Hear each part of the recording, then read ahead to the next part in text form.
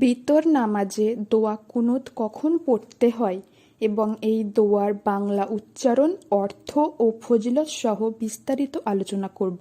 ভিডিওটি স্কিপ না করে পুরোটা দেখার অনুরোধ রইল। আসসালামু আলাইকুম ওয়া রাহমাতুল্লাহি ওয়া বারাকাতুহু। বিতর নামাজ বা সালাতুল বিতর হলো বিজোড় সংখ্যক রাকাত বিশিষ্ট নামাজ। এটি ঈশার নামাজের পর থেকে ফজরের নামাজের পূর্ব পর্যন্ত যে কোনো সময় পড়া যায়। বিতর শব্দের অর্থ বিজোড়। বিতরের নামাজ পড়ার ব্যাপারে রাসূল সাল্লাল্লাহু আলাইহি ওয়াসাল্লাম বিশেষ তাগিদ দিয়ে বলেন, বিতরের নামাজ পড়া আবশ্যক। বিতরের নামাজ পড়ার সময় তৃতীয় বা শেষ রাকাতে রুকুতে যাওয়ার আগে দোয়া কুনুত পাঠ করতে হয়। দোয়া কুনুতে রয়েছে গভীর রাতে আল্লাহর সঙ্গে বান্দার একান্ত আলাপ। এ দোয়ার ফলে আল্লাহ বান্দার প্রতি খুশি হয়ে যান, বান্দার সমস্ত চাওয়া পাওয়া পূর্ণ করেন এবং দুনিয়ার সব বিপদ আপদ থেকে মুক্তি দেন।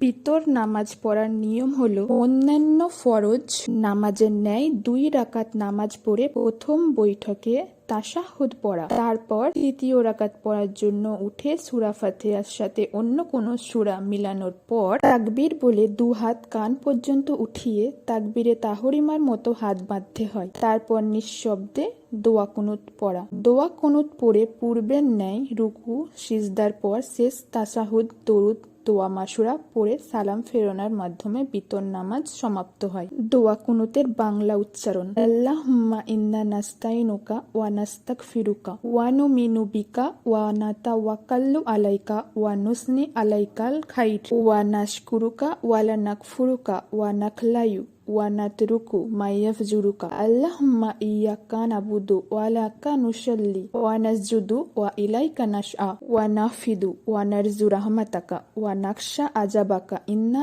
আজাবাকা বিল কুফফারি মুলহি। দোয়া কুনুতের অর্থ: হে আল্লাহ, আমরা তোমারই সাহায্য চাই, তোমারই কাছে ক্ষমা চাই, তোমারই প্রতি ঈমান রাখি, তোমারই উপর ভরসা করি এবং সব মঙ্গল তোমারই দিকে ন্যস্ত করি।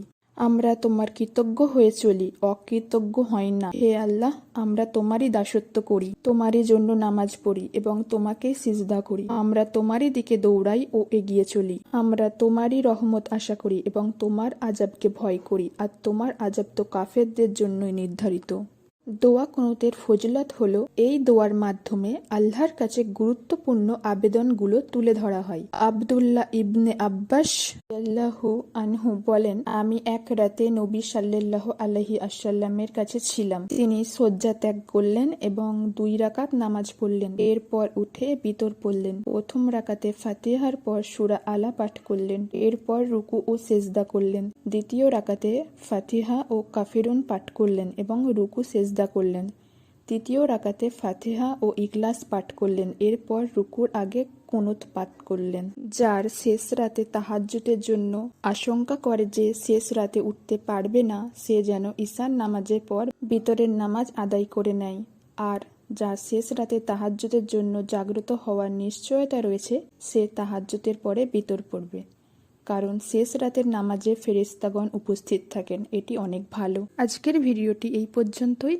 এই রকম ইসলামিক ভিডিও পেতে আমাদের চ্যানেলটি অবশ্যই সাবস্ক্রাইব করে পাশে থাকুন।